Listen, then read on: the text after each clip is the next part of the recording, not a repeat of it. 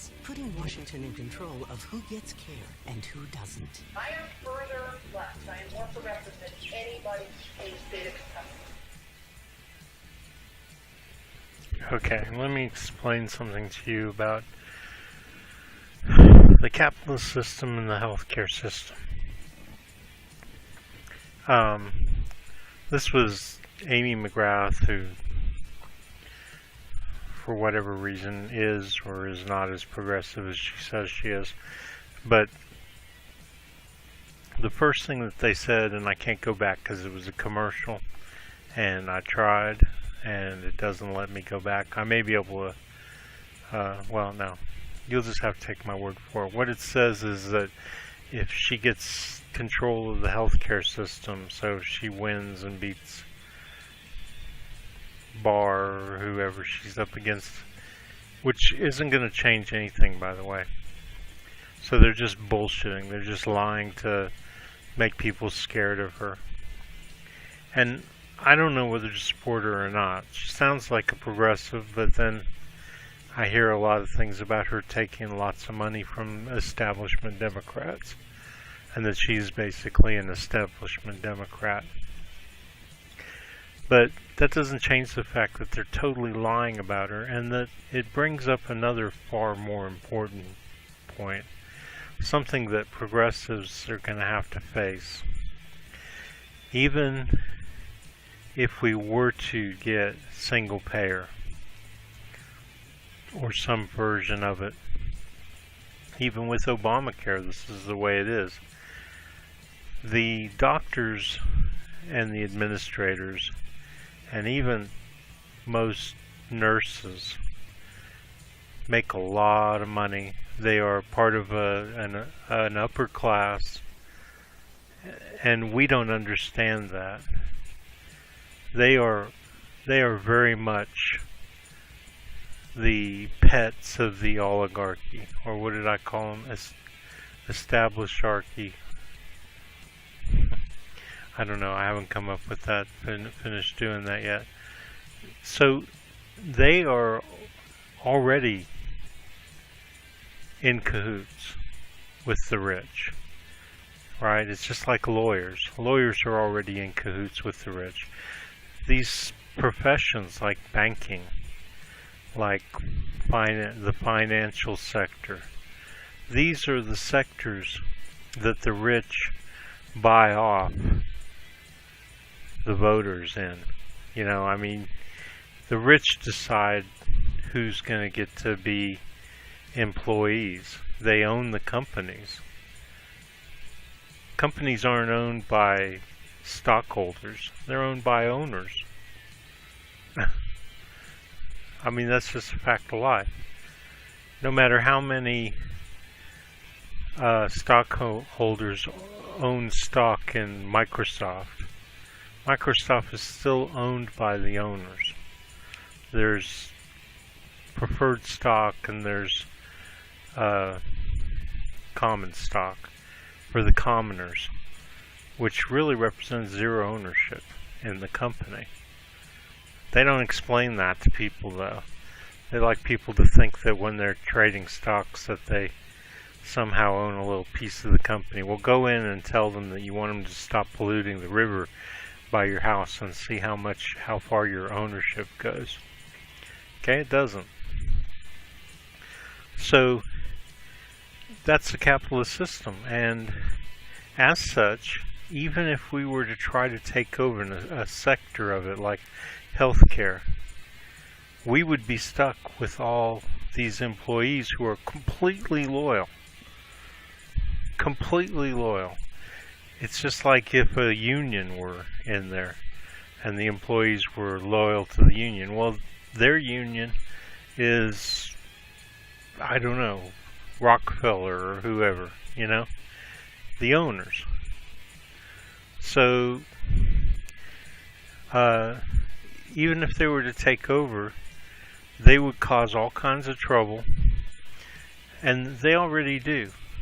That's why I started up this site, Americans Against Medical Abuse and Fraud.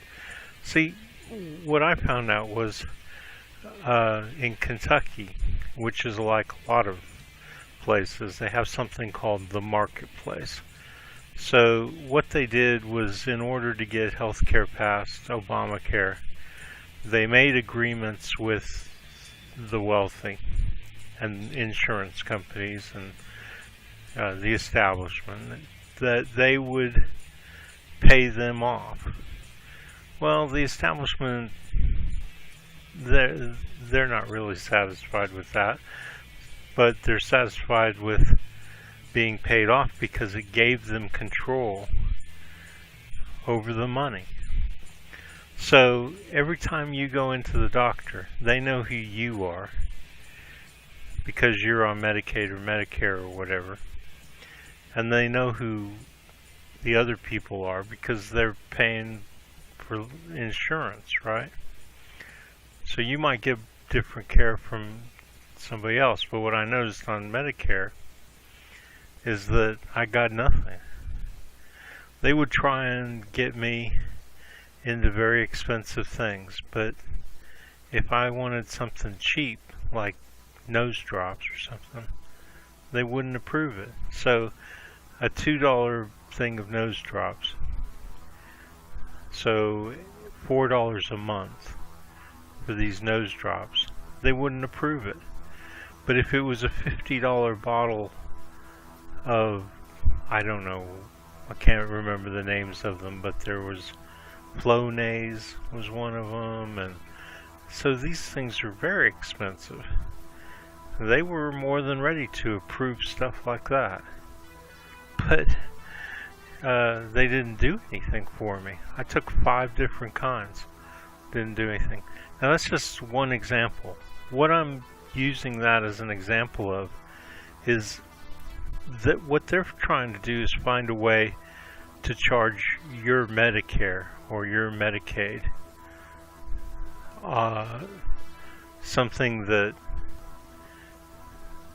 puts a lot of money in somebody's pocket, whether it's the drug stores, the big pharma, or their hospital, or their paycheck, right?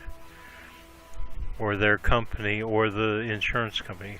I don't know exactly how it works, but I know that what they're doing is using Obamacare to generate as much wealth for themselves as possible. That's why I dropped my Obamacare here in Kentucky, and I'm suffering the consequences because at least I could get good, well, not good, I've lost all my teeth since I was on Obamacare because they didn't take good enough care of my teeth. So that's the way it is, and yet spend thousands probably. And don't think that money isn't yours. I mean, anything that you get is part of a deal that you made with your state. You will be a good citizen, and you would be there for them for all of your life, working. I mean, I worked in Kentucky. I worked right up till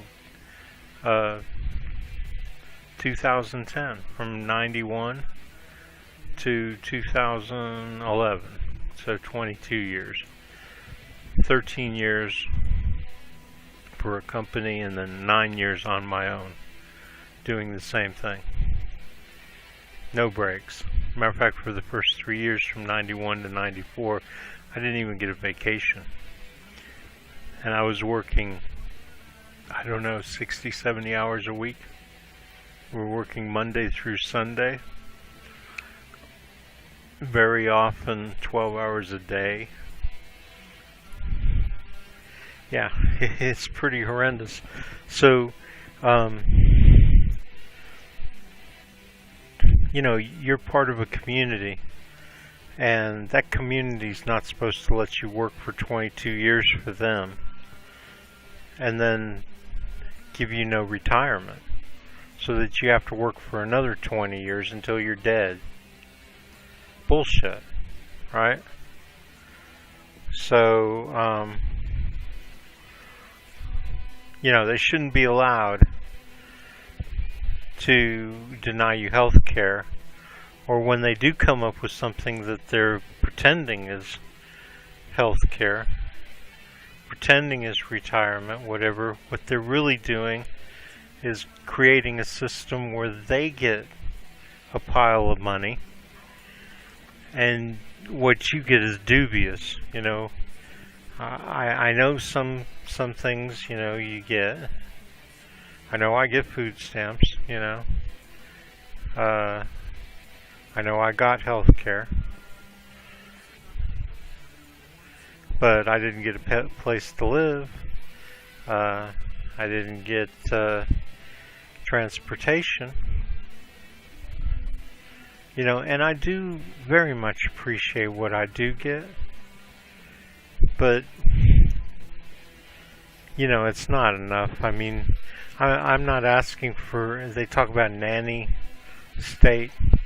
Well, for 22 years, and from the day I went into kindergarten, really, when you get right down to it, when you go to school, you're being prepared for your life.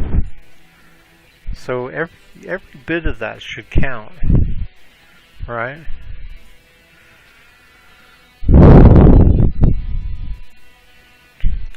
And I've done a lot for my country. You know, I was dragged around by my father to all these dangerous places so he could gather information to help, I don't know, the U.S. Army. I think he was basically Army intelligence, although a lot of what he gathered went on to I know it went on to like Israel, and that he worked with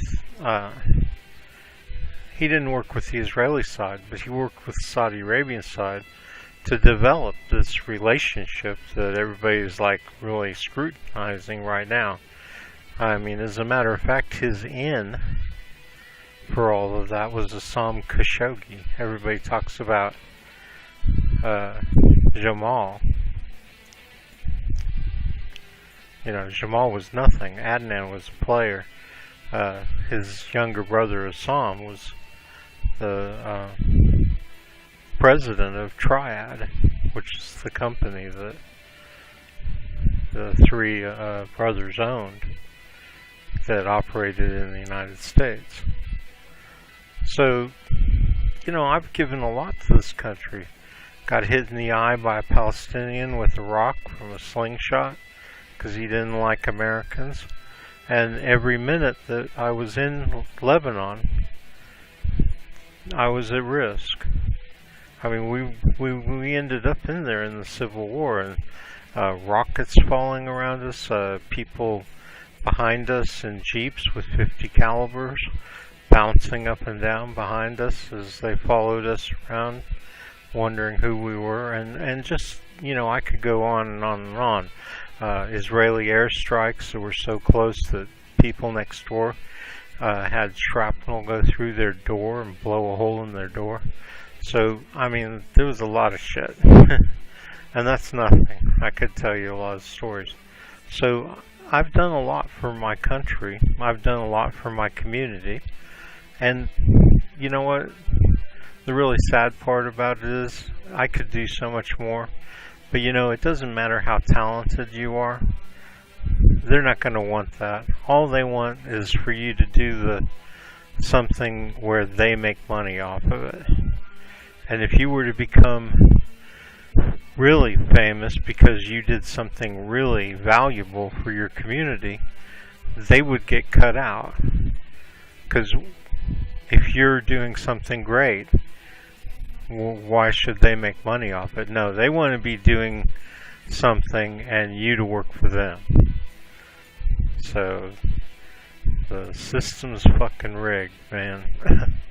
It's rigged so that everybody all these no-talent hacks can make lots of money and keep you down.